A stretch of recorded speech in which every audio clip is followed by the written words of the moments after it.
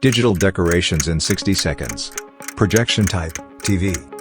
You want to use great digital decoration but don't want to spend a lot of money? No problem. We don't need expensive projector or projection material.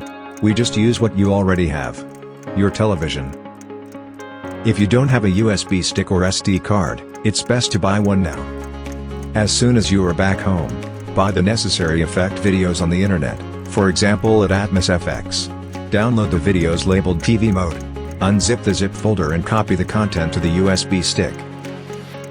If your TV can't play videos directly, you can also connect your PC via HDMI. Insert it into the TV and start the video on it. If you still have time, you can decorate your TV to match the theme. That's it. You can find all information including a shopping list in the video description or on dd-player.com.